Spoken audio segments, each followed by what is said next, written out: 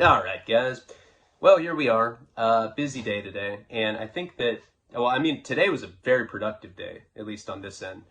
I'm juggling different projects. I got the Mickey Avalon Anti-Heroes documentary. All things that are taking, well, I guess I just started on the Mickey thing not that long ago, but documentary, anti-heroes, these things I would have liked to be able to wrap them up quicker. But I'm getting older and I'm not beating myself up for shit like that. It's like anything that's worth anything takes a lot of work. And directing a documentary is tough. A lot of people spend years on a documentary just to get it right. And I don't want to blow it. I want it to be right, And I've been putting up rough cuts as they come on Patreon. I think we're up to like, I don't know, 40 minutes, something like that.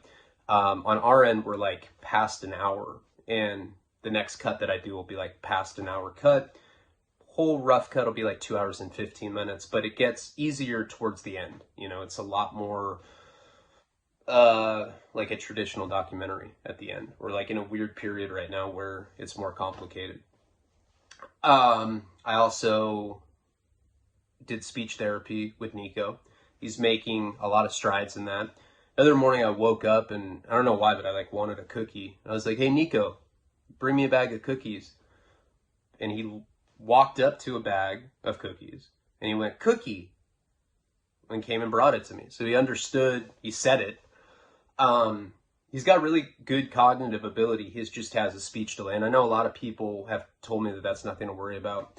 But, as parents, of course, you worry about that. But we've been very proactive, have him in speech therapy, have him doing puzzles. And so I did that today, put up 2 videos on the $20 tier, Boston epilogue in 2 parts, both 37 minutes. My phone just ran out of space in the middle. I hate when that happens. It messes up my flow.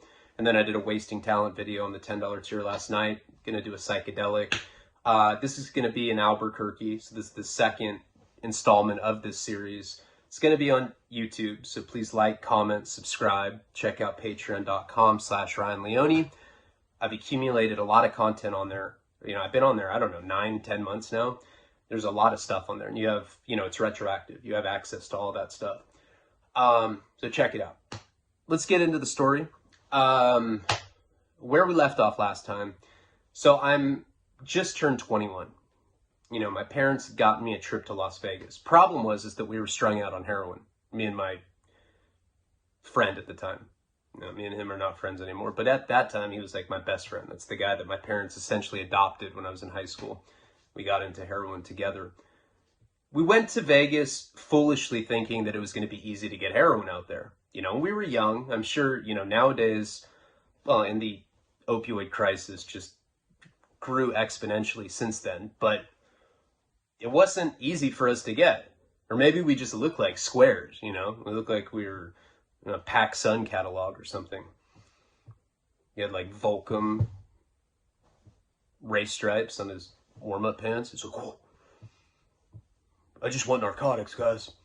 I'm like, "Oh yeah. That guy is either a cop or a complete bitch." And that's why we got burned out there, and I pretty much lost all my money playing Casino War, which was insane. Like, to this day, I'm mad about it. That was like, I don't know how long ago that was. That was like 15 years ago, and I'm still pissed off about it. This old lady was just stacking shit. I swear to God, she worked for the casino. And they do. I think they have plants. I'm pretty sure. I don't know. I don't want to spread false information. But we had a horrible time. I mean, that trip, I don't remember exactly how long it was, but we didn't go prepared. Brought some coke, a little bit of heroin, ran out right away. We're like dope sick, and like we'd like leave our cave at certain points to like go get ice cubes to chew on because we couldn't afford food. There'd be some like dime. She's like, "Hey baby, I'm in the mood to fuck." Like, "You're a prostitute." And they get all offended. I was like, "Hey, we're not falling for that." It was like, it gave me some complex. The rest of my life, I thought every pretty girl that ever talked to me was a prostitute. Not accurate, but I don't know, 50-50. We basically stayed in the room the whole time.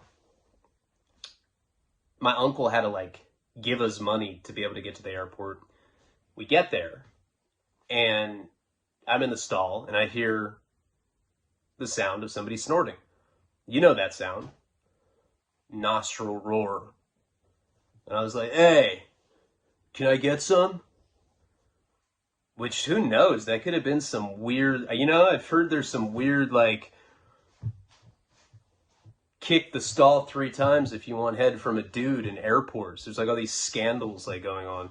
But he knew what I was talking about. It was some guy from New York or Jersey, somewhere out there. I think it was New York. He's like, yo, bro, dude, this is the last of my coke, bro. I'm with my fucking girl. Can you get any? Are you a local? I'm not a local, but I've been here for a while. Yes, I can get it. Now, my friend that was there, I'd gone up to him and like, dude, let's burn these people. Because that's just the junky way, It's like, we could have gotten on a plane. But honestly, if we got to Santa Barbara, we came back, we didn't have any money. It was the kind of thing where it was like more, and this is complete junkie delusion. We couldn't get heroin out there. But somehow I thought that money would magically make some appear. And that this was a better option. Go burn these people. And now this guy was like your average Guido thug, the kind of guy that wears like t-shirts with like the arms cut off. Plays basketball at the park with his homeboys. Listens to Beastie Boys. That kind of guy. But, tan, maybe a tribal or barbed wire tattoo. Then he's got some bimbo New York wife. Just classic East Coast people that go to nightclubs all the time and do a bunch of coke. I don't know. Coke's a pretty universal language. But this is the thing. By that point, I was not that person anymore. I was part of the coke community until I started shooting heroin. And then I became a dope fiend. Even though I had dope fiend tendencies before that, the IV stuff like really separated me from that class of drug users. I just became way more scandalous.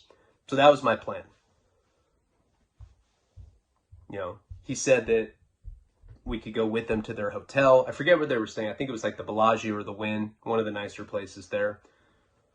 We could come up to his room. We could drink. We could hang. We couldn't even afford alcohol at this point, And it's not like we could go to casinos and get free drinks because we weren't gambling. We didn't have any money. And we looked like, more importantly, we looked like we didn't have any money.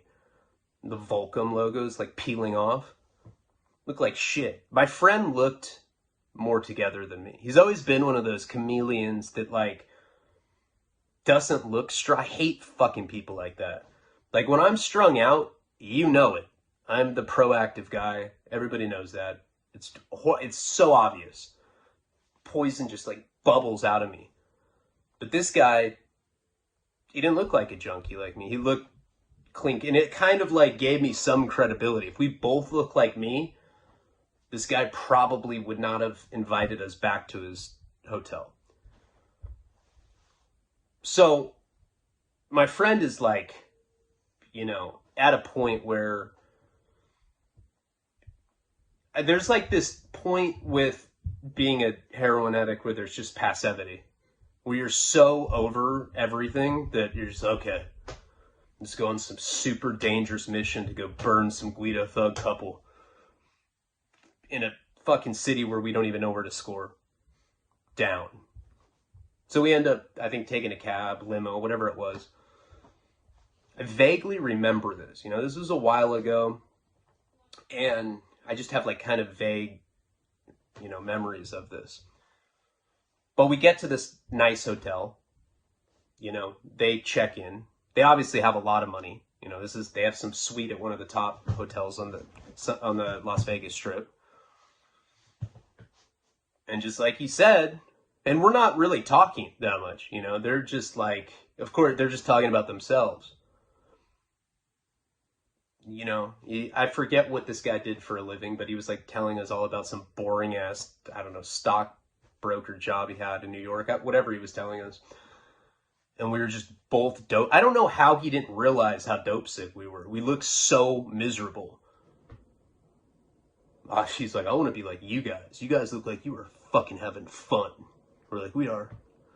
Yeah, well, when we get there, we got you.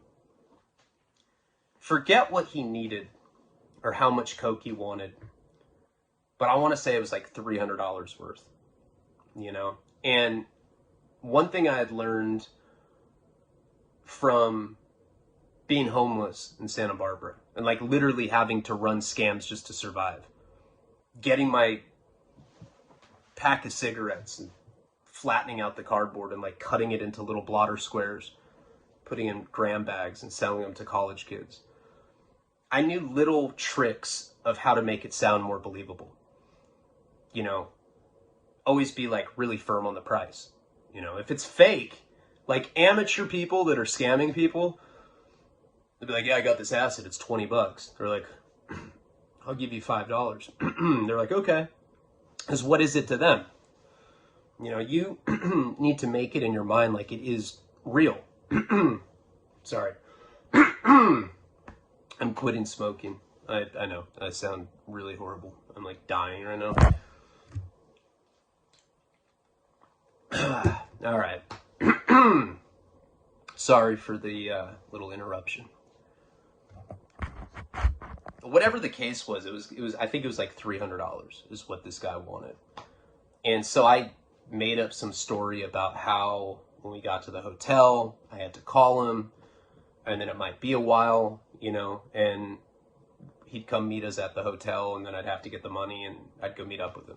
But I was like, but I'll leave my friend, you know, like bluffing, like, hey, I'll leave him. Oh, no, come on, bro. What are you saying? That like, I don't trust you? Some kid with acne that I met in the fucking bathroom stall because he heard me snorting cocaine? Of course I fucking trust you, bro. You sound like a good dude. He knew nothing about me. He was just being a complete dope fiend. And probably this guy had like expendable income. You know, it just didn't matter to him. You could tell.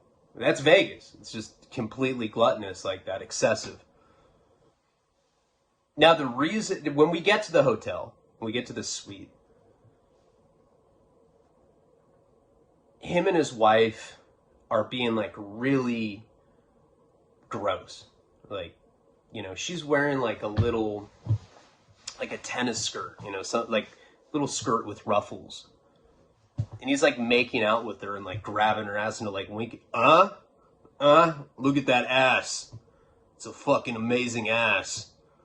And we're kids. We're like, what in the fuck? Now there's entire porn genres on Pornhub for stuff like this. But like, as little sheltered kids, we were like, ugh. Like, we were like pretty freaked out by them. Now, she was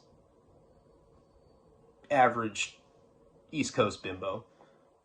Big fake boobs. But we were little dope sick kids. Our wieners were shriveled. The last thing we were thinking about was sex. And it was kind of obvious that they were creepy like that, you know, like he's kissing her and he's like grabbing her ass and he's like trying to get like us to have some sort of like participatory role in this. And I'm just like farting. He's like, what do you think of that ass, man? I'm like, excuse me, man. I get nervous in front of hot chicks. He's like, oh. No, he didn't talk like that. But, all right, so we're up in this room. Now, I came up with this story where it was going to take like 2 or 3 hours, whatever it was. Now, the reason I did, we already missed the flight. That's over. So we had getting this money is imperative. Fuck shelter, food, getting back home. None of that mattered. I was after that money, and that was that. But I wanted to squeeze as much hospitality out of this guy as I could. Again, like a survival tactic when you're just a scumbag street person like that. And yeah, I didn't choose, like, or I chose that life. Like, I didn't have to be like this. I just was like, oh, I'm a piece of shit now. I'm going to do piece of shit things. So, you know, they have the mini bar where you get like little shots of bourbon for like $40. Oh, help yourself, bro. And we're just drinking. Now, I remember, I wasn't an alcoholic back then. My friend certainly was. And alcohol made us feel better. Alcohol makes you feel slightly better when you're dope sick, in my opinion. Not all the way, you know, but it takes the edge off, that's for sure. So we're just sitting in this hotel, and what I had done is I got on my phone. I think it was a flip phone, I want to say. Probably the Razor phone, if I remember correctly. I'm almost positive that I had the Razor. And that was like the best phone back in that time period, which was 2006. And what I would do in situations like this, if I was planning on burning someone, is I would just turn the phone off and I'd have fake conversations. So I was like, yo, Mario. Yeah, it's white boy. Hey. No. Oh, man. You're too funny. No. Not right now. Listen. I got some people here. No, listen to me. I can vouch for them. They're good. I went to college. Remember I told you I went to school out in Worcester, Mass. I met this dude out there. This is his wife. He's fucking family to me, Mario. He's always like, I don't know. He's just weird. What's that? Oh, yeah. Well, I think they want like 2 8-balls. Come on, Mario. We're in a recession, man. He's saying 300. The guy's like, he like takes a wad of cash, like throws it in the air. He doesn't care. Probably could have gotten him for a lot more than that. I put the phone down. I'm like, all right. Wrap up my fake conversation with him. I'm like, all right. I talked to Mario. He's an Italian pimp, thug. He also plays the saxophone. He's a badass dude. He runs Vegas, man. He runs Vegas. He's like the fucking Sinatra of coke dealers here. And he's willing to meet you. You know, as long as this first transaction goes smoothly. Oh, totally, bro. I do the same kind of shit happens to me with the Brooklyn thugs. I'm used to shit like this. No problem. Here. And he just hands me the money. Now my friend has gone like catatonic on me. He's an alcoholic. He's like off in some weird, depressive, alcoholic stupor in the corner. I didn't know the guy was going to give me the money right away. You know, and in theory, if he was a little more alert, we probably just could have run out of there right there and got burned down off the strip somewhere. I don't know. It was like, as long as there's a chance, you're willing to take risks like that when you're addicted to heroin. It's just how it goes. So now we have to kill this completely manufactured, waiting period. Yeah, I was like, oh yeah, it'll be a few hours. So we're sitting there. My friend will not talk. He's just drinking one drink after the other. The guy's like, hey, I don't know, maybe we should like order a bottle or some shit. You guys, obviously you like drinking. I'm gonna order a bottle. Fuck it. So we ordered up some bottle, and at this point I'm drunk. I didn't do well with alcohol in the beginning, it affected me. I'd slur. I was that annoying guy. Hit me right here. Hit me right here. Hit me right here then. Nobody likes that guy. That's why I didn't drink. I never liked it, I was like more of a crack smoker. But my friend, I don't know what the fuck happened to him. He just goes silent on me.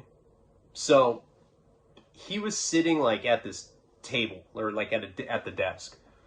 There's 2 beds in this room. This is a suite, but there's 2 beds in the room that we're in. I'm sitting on one bed. The couple sit like on the other one.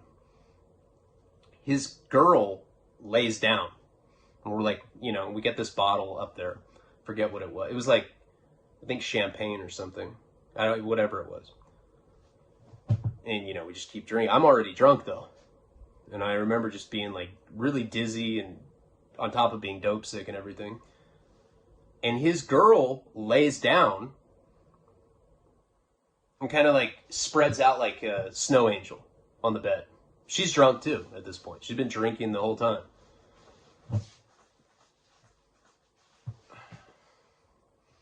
And this guy just starts getting weird. He's like, hey dude, oh man, I got a buzz on now, bro. When's the first time you got pussy, bro? How old? I was like, how old was I? Yeah. 14. Looks at his wife. He's like, what's your sign, man? Let me guess. Cancer. I'm like, no, I'm a Leo. He's like, fuck! It gets all weird about it. This is not just like a, let me make this part of the story funny. He starts getting weird about like him not guessing, my astrology sign. Really weird reaction. And his girl is just laid out on the bed. She's wearing like this tennis skirt. It was like ruffles, like I said. She starts tickling herself. I already know like what, I'm like, oh, this is just getting so weird now. And I look over at my friend. He looks like quintessential alcoholic over there. He's just like hunched over the desk. I'm like, are you all right? He looks at me and he just gives me that look. Like, this is all over casino war, man. This lady's like tracing her fingers up her thigh. I mean, I can't help but not look. Guy catches me looking. Hey, man. Hey, let me ask you a question. Serious fucking question. Are you looking at my fucking fiance? Or I think it was whatever it was. I think it was fiance. I was like, no. Mm-mm. And he's like, do you want to fuck her or something? Because it looks to me like you want to fuck her. I look at my butt. I'm like, are you guys prostitutes? He's like, nah, man. He hits his knee. Now he's getting really weird. Angry. Laughing. Weird situation. I already had the money, too. He gave me the $300. He's like, I'm just kidding, man. I know you don't want to fuck my wife. That'd be weird, right? You wouldn't do that with me right here, would you? Or whatever it was. I was like, no. Mm-mm. I couldn't. Even if I wanted to, I could not have sex in that state. My dick is small already. When I'm dope sick, it goes into my stomach or something. I don't even know where it goes. There's just like a shadow where it used to be. I'm like, fuck. It shrivels up. And then if I do happen to get lucky and get it hard, I last for 30 seconds. That's what happens when you're dope sick. You come right away. Super embarrassing. Like if you're meeting someone for the first time. Are you usually like this? Every time. Whack. So he's having this weird shit with me where I can tell he wants me to have sex with his wife. The whole thing to me is I'm an idiot. I just got recruited by some swinger couple. And probably because my friend was clean cut. Unless they had some hobo fetish or something. He's like, just have another drink, bro. Come on, I'm giving you a hard time. I don't want you to fuck my wife. That'd be weird. I'm not into shit like that. I ain't no fucking John. I'm like, all right. Now, if my friend wasn't being such a weirdo hunched over like he was, I would have just, run away knowing that he'd run right behind me. Because I'm getting increasingly uncomfortable. I mean, if I wasn't dope sick, I don't know. I'd already been in weird situations like this, obviously, in the Boston series, but, being dope sick, it just, the whole thing was yucky. I just want to get the fuck out of there. Now, his girl is putting her hand in her skirt, masturbating. I don't want to say that. I don't want to be like, hey man, can I ask you something? Is your wife or whatever it is, fiance, is she touching herself? I don't want to say that. And I don't want to look either. Because the last time he had this weird Dr. Jekyll, Mr. Hyde reaction to that. So I just kind of put my head down. So now, me and my buddy are both like that. We're just both like awkward. It's like we're in trouble. We just have our heads down.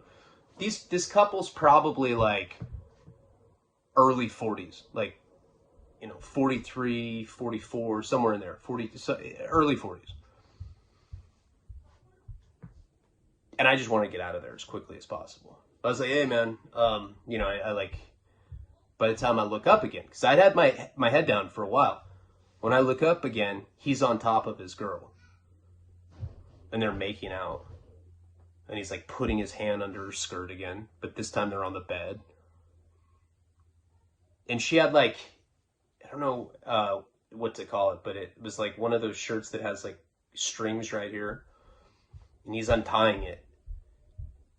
And I'm just like, the last thing I want to deal with. So I end up calling my imaginary drug dealer, Mario. I'm like, hey man, you here yet? Oh, you are? It's fantastic, man. I can owe it. You the man. I'll see you in a little bit. I was like, all right, I'm going to go meet him. He's here. They're full blown, they're not naked, but like now her tit's like hanging out of her shirt. Her skirt's hiked up. Really perverted shit. I mean, not that bad, but at the time it seemed pretty gnarly. Something we didn't want to be involved with. Let's just say that. So I was like, hey, yeah, I can, he's down at the lobby. Obviously he doesn't know you yet. This transaction goes well. And at this point, he'd like stopped what he was doing and he's looking at me from her.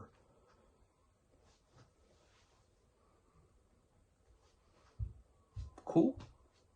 Go do your thing, bro. We'll be here. I was like, I can leave my friend. Again, a bluff. And like, he's so drunk and in his head about something, or maybe just dope sick and miserable. He's just sitting there pouting. He like looks at me like, how could you do that to me? Like I'm like leaving him with these like sex crazed cokeheads from New York. He's like, nah, man. Both of you can go. What are you gonna burn me for $300? I doubt it. Go ahead. And I look at him. I'm like, come on, let's go. We'll be right back, man. All right. You can have fun with your wife, whatever. We'll be right back. You bet, man. So my friend gets up and we leave. We just walk out of this hotel. And he's like always been one of those guys that's like extra paranoid. Like he's really bad. You ever have like a drug friend like that? Like I'm not like that. I'm paranoid about a lot of stuff in life, but I'm not really scared of getting busted. Like I take a lot of unnecessary risks. He's like one of those people that's very meticulous. He very organized, always has everything hooped. I like have like burnt spoons everywhere all over my car. That's why I always go to jail. I'm just sloppy. I can never hide my drug use from anyone. And he's being weird. We're like walking down this hallway and I'm like, I fan out. I'm like, $300. I'm like, what? It's like, I want to fuck her. I'm like, dude, no. What? What do you mean? I don't know. Come on, man. We're in Vegas. We didn't do anything. We kicked heroin in a hotel room. We almost got scammed by a hooker. I want to have sex. I was like, well, I'm not having sex with you. He's like, dude, I want to have sex with the MILF, man. I want to have sex with the old lady. She wasn't that. She was like in her early 40s, but I was like, are you serious? You're dope sick. The fuck? I was like, okay, let's do this. Let's go score. Let's go back to the bad area. But this time we're not giving them the money until we have the dope. we'll get well, and then we'll come back here, and you can do whatever you want.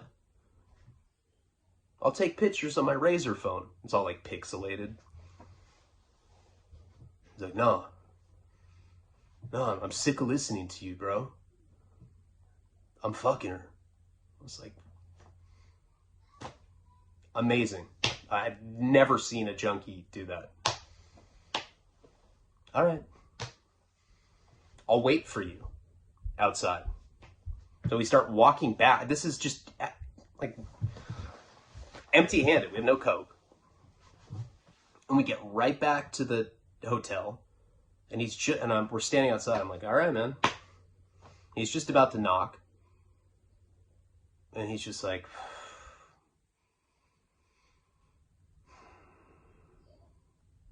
I don't think I can do it. I'm like, what the fuck? Dude, I don't have time for this shit. And finally, after that, we end up leaving. And we get away with the $300. We end up taking a cab. So now we have $300 cash. I didn't feel bad about stealing from that guy either. I don't know. He was really creepy. I don't know if I did a good job of like describing him, but trust me, he's everything you would think somebody like that would be. He was just really gross. And I don't know. I mean, I'm not saying stealing's okay from anybody, but guy was a straight up creep. So now we end up going back to the bad area. Of course, everybody we ask, oh yeah, just follow me to this apartment complex. And like, we're mad. And I think that our anger kind of gave us some bravery because we just start like talking like more, no, fuck that. No. We want to see it. You know, and we start getting kind of like aggressive. He's like, you see what this says? Volcom. So eventually we find, of all people, some like homeless white kid. You know, he was like kind of dude with like a long ponytail. And we explain our predicament. He's like, yeah. He's like, I got dope. He was from like Alabama, something like that. But he wasn't even from there.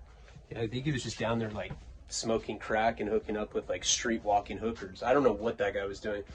We end up going back to his place. So we actually end up finding dope. But it's not even from Vegas. It's from, this guy brought it from like the South. He's willing to part with it. He's got a bunch of it. He's got some like really morbidly obese girlfriend. She's like just eating chicken McNuggets with ranch dressing. I remember that so clearly. And we end up getting well. You know, it's like some powder heroin too. We didn't care about anything after that. I'm like, you still want to go fuck the creep? And he didn't want to, you know, now he's well. So after all of that, burning that guy, we end up going back to the airport. I think we flew standby. We were supposed to fly standby the first time because we had missed our flight or whatever. And so we end up getting a flight back to Santa Barbara. We loaded, you know, we're on heroin now. And we burned that guy for the money. I don't feel good about that. If you're watching, I'm sorry. I'm saying I don't feel good about it now. At the time, I didn't give a fuck. So we end up getting back to Santa Barbara. And it's just a horrible trip, you know? Like, trust me, that was the most uneventful trip that you could possibly take to Las Vegas. It was just a shitty time. God, those dogs. So we end up... I gotta not smoke in there. I don't want to expose my child to secondhand smoke, but then you can't see. So when we get back to Santa Barbara, it's the same old shit, you know? Strung out, parents are over it, you know, they want me to clean up. And I start talking to that girl, Lily, in Albuquerque, New Mexico. You know, we've been talking the whole time. We talk on the phone. Now, I'm one of those people, guy or girl, you know, I have a lot of platonic friends. I talk on the phone a lot. most of my days, until within the last few months, I'm on the phone like all day. I'm just the kind of person that has long conversations. So she was one of the people that I was talking to at the time. And then Jenny, my neighbor, we were completely platonic. You know, she'd go work at the grocery store at Trader Joe's, get off, go over there and smoke bowls. I explained that in the last video. There was no sign from her, and I wasn't putting it out there, that there was anything romantic even possible. She was 5 years older than me. I think that automatically kind of made us both, you know, not even think about that. And she got me a bottle of Jack Daniels for my birthday. And I started talking to this girl, Lily, a lot more. Now, she wanted, from the get-go, her roommate was going to be in Europe for the whole summer. And she lived in Albuquerque, this girl, Lily. She had a kid. The kid was like 1 year old at the time. And she wanted me to come out there. And she's like, you can come out, live with me, kick that shit here. I'll take care of you. She's like, I'm lonely. I could really use someone around. I could really use a man at the house. I didn't look like a man, though, you know? I looked like some acne-riddled, like, lollipop of a person. So I presented it to my dad. I'm like, Dad, I got a plan. I'm going to go live with a girl, single mom, in Albuquerque, New Mexico. My dad's like, Albuquerque, what the fuck? All these weird, like, going up to upstate New York. Of all these cases going on at the time as well. All sorts of weird stuff, you know, in, like, different parts of the country. And I tell him that I want to go to Albuquerque and that that's my plan. I'm going to get on Suboxone. We'll get it prescribed here in California, Santa Barbara at the time. I'll go out there, switch to Suboxone, get away from all of my junkie friends. And I'll come back the best version of myself. My dad's like, sold. I was like, all right, cool. He just wanted me out of the house. I mean, I had become a straight up nuisance, you know, always beating off, like not wiping my sperm off. There's like stains all over the living room. Their living room floor is like beige and it looks camouflaged because it's like so much cum stains. My dad would like call me out he'd be like, is that cum? I'd be like, yes. I'm sorry. He's like, druggy. So that was the plan. Go out to Albuquerque. Now, she was thrilled, you know, in our conversations, we're sexual, romantic by nature. You know, she's always flirting. She sent me thong shots, shit like that. It was not platonic. I'll tell you that much. It was like, we're going to hook up. Like, you're going to come live with me and we're going to fuck all the time. We're going to rent movies from Blockbuster. And then we're going to fuck some more. This was before Netflix and chill. It was like Blockbuster and anal. So I had it all set up where I'm going to go stay out there. Now, at that time, as I explained in the last video, I was strung out with Jeff and our other friend, the guy that I went to Vegas with. Every day was just the same, you know, hustle up money, get our little paltry amount of heroin, dope sick all the time. It sucked. I want to get the fuck out of there. So we started planning this trip. I was going to take an Amtrak train from Santa Barbara to Albuquerque, New Mexico. Now, I'd never done any traveling on a train. And, you know, I had no idea how wild train life can be. So we get it all set up. I get my, you know, I have my doctors like agreeing that they'll ship me Suboxone from Santa Barbara. This was in the early days of Suboxone. It was weird, or like maybe my dad could fill it and he would send it. I don't know what the situation was, but there was a way where I didn't have to see a doctor out there. I think my dad would send it to me. I don't remember what it was, but that was the plan. Go out there, be on Suboxone, live with her. I didn't even have to get a job or anything. She's like, you don't need to do anything. I'll cook, I'll clean, I just want company. I was like, all right, cool. Hey, dogs, not during story. All right, so, you know, of course, the junkie me, I'm like, Dad,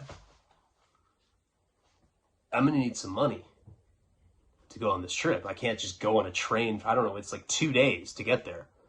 Like, I'm going to need some cash. My dad's like, I'm going to drive you to the train station. And when you get there, I will give you the money.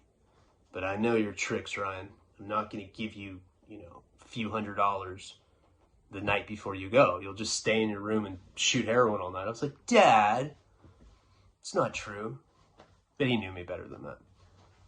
So the next day, I think the night before, you know, Jeff and I had gotten loaded, whatever. I had the Suboxone, you know, so it's like, that was always the thing. I always had the Suboxone that I could have just switched to and everything would have been cool. But everybody knows that's a lot easier said than done. So my dad drops me off at the train station.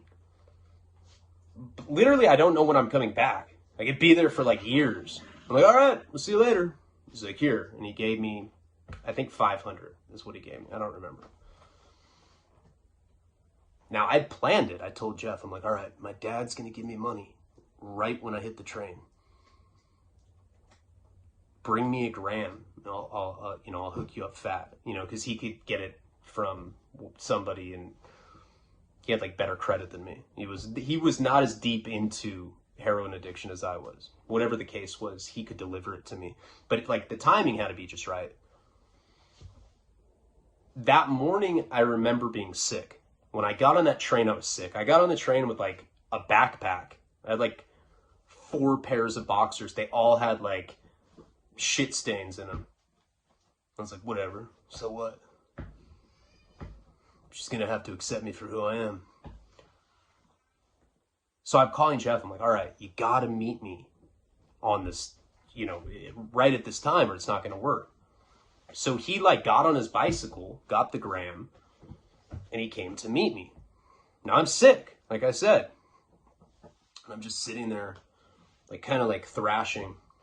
I get on the train because my dad, of course, watches me. I was going to do it all slick, like get off real quick, like hug Jeff and get back on the train. Like have my little bag of heroin. I get on the train and I'm like sitting there and I see Jeff roll up on the bike. I'm like, oh my God, thank God. And right as he's coming, the train like makes the announcement they're about to depart. I was like, no. It was nightmare. It was seriously like getting tortured. I was like, fuck. I was like just sitting there and I'm watching my dope on a bicycle. Now I'm thinking, I'm like, maybe I should just, I can take train standby or something. I gotta get off here. I'm like freaking out. The train just starts leaving. I'm like looking at Jeff. He's like, I'm like, Jeff, I need my dope. I almost cried. Like, there's nothing worse than getting that close to getting well and then it just, the rug getting swept from under you like that. So there's this guy sitting next to me. Preppy guy.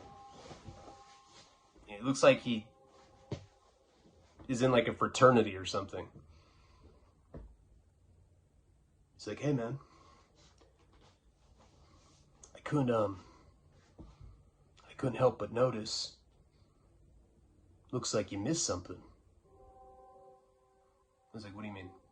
He's like, your friend on the bike, is he gonna get you well? I was like, oh my God, cop. I was like checking my pockets for weapons. I was like, what can I stab this guy in the face with? He's like, calm down, man. I got you. I was like, oh my God, gay predator. And then I was like, what do you mean you got me? What do you got? Like, I got you, bro. Here. And he hands me like a little sack of heroin. And I was like, do I have to give you like a blowjob or something? He's like, oh, heavens no. No, I'm a drug dealer. Said it just like that. He's like, I'm a drug dealer. And I'm going to pick up in Orange County right now. I was like, oh. Hey, hey, you don't mind if he's like, go ahead. I like run to the bathroom. I don't think I had a needle on me. I think maybe I did. I don't remember, but I got well somehow. I don't think I smoked it, so I probably did have a rig on me. I don't remember. But I got well, and the heroin that he gave me was like some of the highest quality heroin I've ever done in my life. And he told me that. He's like, just do a little tiny touch of it. I come back and I'm just like, oh, it's like, dude, come here, man. Oh, I'm Ryan. I don't know what his name was. But so he starts explaining like his whole situation, that he's like, you know, a heroin dealer, and that he's a heroin addict. He smokes it. And I'm like, how do you function, man? Because he didn't look like a junkie. He's like, well, I'm what they call a weekend warrior. You know, I do Suboxone, and then on the weekends I get high. And he's like, believe it or not, just that little adjustment in my addiction has made it manageable. I was like, God. Guy was like my hero. I was like, God, that sounds great. Like, no consequences? You're not like going to jail? He's like, nah. Nope. He's like, everything's cool, man. He's like, if you approach things a little more calculated, things work out better for you.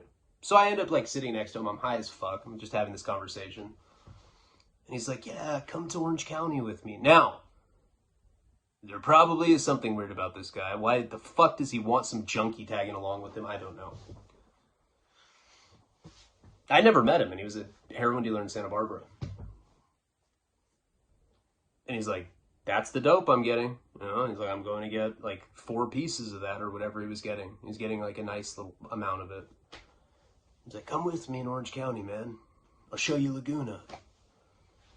I was like, and I'm so high, I'm just like, I gotta go to Albuquerque, you know? If I wasn't high, and like, I probably would have gone with him or whatever. And I was like, I need more. He said, that's all I had on me. You know, I'm going to pick up right now. If you come with me, I'll give you more. But I didn't want to do that. So I like end up talking to him the whole way down from Santa Barbara to Los Angeles. Now he tells me, as we approach, he goes, okay, when we get to downtown LA, you can go score on the street. Now, you know, I'd scored in Worcester. I'd had some bad experiences there, Vegas, whatever. I was still relatively green, you know. Well, I mean, I've been to Florida. But the point is I'd never picked up in LA for some reason. I didn't know much about it, you know. I know it like the back of my hand nowadays, but I'd never scored heroin downtown LA before that. And there was like a certain method to the madness, you know, and he was like lacing me up with it. He's like, okay, so what you got to do? He's like, you got to tell your cab driver that you're going to get heroin. He's going to take you to the place. It's going to be 5th and Broadway, but he's going to take you to the left side of the street. There's going to be, you know, a hot dog vendor or whatever. That's where, you know, that's where all these Pisces will swarm your car. I'm like, wait, tell a cab driver that I want heroin? That sounds pretty sketchy, you know? He's like, no. And so he ends up calling, because I had like a 15-minute layover, something like that. Like, me going down to Union Station and then having to go to 5th and Broadway, where he was talking about, within like a 15-minute period, like literally it had to be pre-planned with the cab driver. And he called these, and this guy was so, just weird guy. He's like, hey, my name's so-and-so. Listen, I got a friend. He's en route right now to, where was that? Oh, Albuquerque, New Mexico. He needs heroin, and he's gonna do a layover right now, and I need you to drive him to the place. You know what I'm talking about, 5th and Broadway. And I need you to not ask questions, and he'll give you an extra $50, won't you? I was like, huh? Like, okay. And, you know, the cab driver was on it. So I think I was, whatever I was wearing, like, I think it was a green hoodie, if I remember correctly. Something that, like, really stood out. Whatever it was. I don't know, maybe a red one. Whatever the case. this guy that I'd met told me to go as soon as I get off the train, because I had to go from that train to another train, run to where all the cabs are. And, you know, he's gonna wave you down. He knew what I was wearing. But he's like, you have to run. So this heroin dealer dude ended up giving me his phone number. And I actually gave that to Jeff, and they started getting heroin from him all the time after that. But as soon as I get off the train, I run to the front of Union Station where all the cabs are. And, you know, I see like 500 cab drivers that look the exact same, but he recognized me because of what I was wearing, the description. He's like, hey, Fifth and Broadway. And I was like, yeah. I was like, come on. So I get in his car. He's like, you give me extra $50, right? I was like, yeah. He's like, give to me now. So I give him the $50. I gave that other guy, the heroin dealer, some Suboxone too, just as like a, you know, to be fair about it, because he gave me like a nice little chunk of heroin, but I was already out of it. So,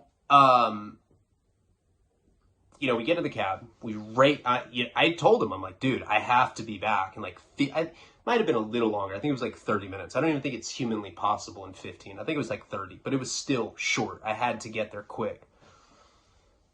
He's like racing through downtown, gets to 5th and Broadway. That's not the spot anymore. But that used to be the place to score. It's ironic. That's where I did the reading with Joe Clifford and Jerry Stahl, the last bookstore. Right? That used to be the Mecca for heroin. Now it's like 6th and San Pedro, San Julian, you know, Hill Street is still cracking. But anyway, 5th and Broadway was the spot. So he pulls up, and there's the little hot dog vendor or whatever, just like he said. All these Pisces swarm the car. It was crazy, you know. I felt like I was like in the stock market room. I didn't even know how to. It was like intimidating. I was like, how do I know which one? He's like, just anyone. God, it's this fucking same drug. I was like, hey, and you know, I like point to one. He's like, what you need, man?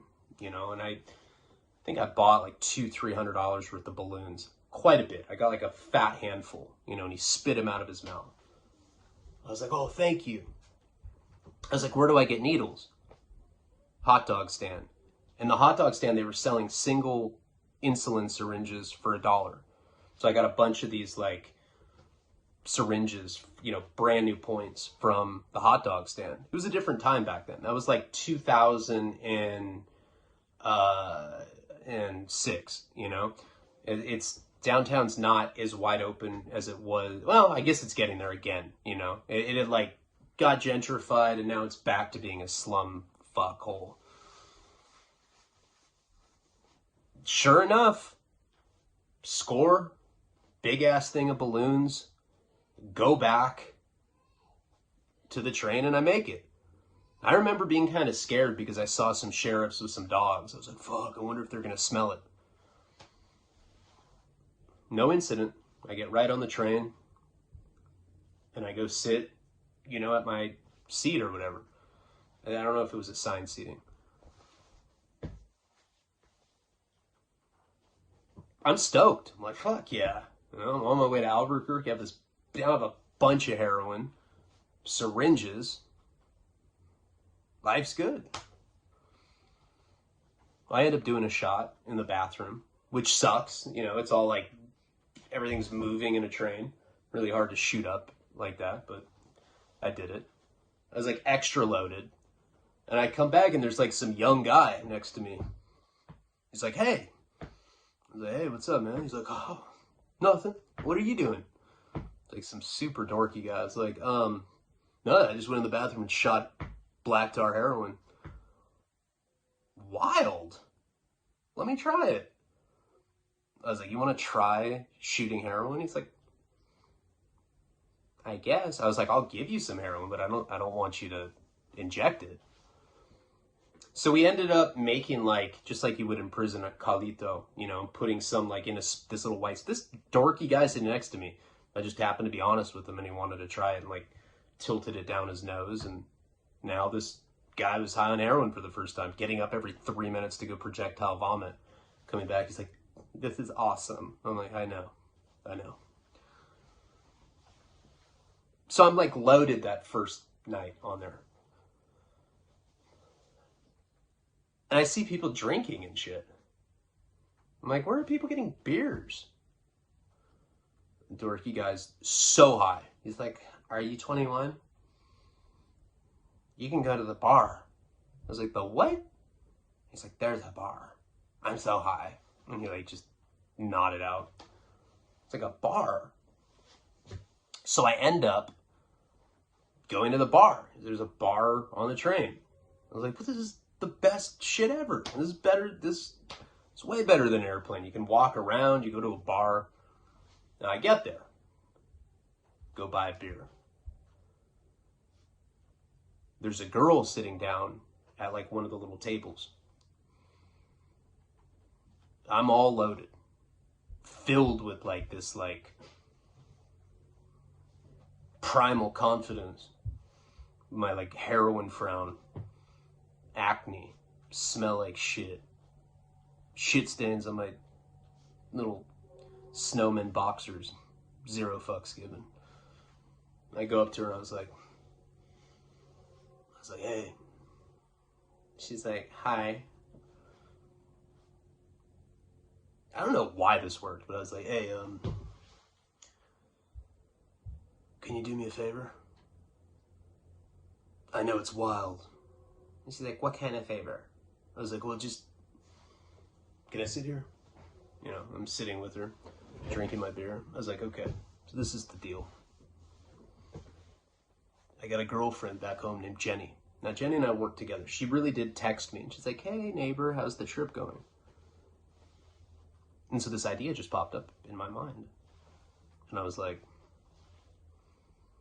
hey, I just found out that my girlfriend, Jenny's cheating on me back in Santa Barbara. And she's like, oh, no. I was like, yeah, it's actually with my brother. She's like, oh, no. I was like, yeah.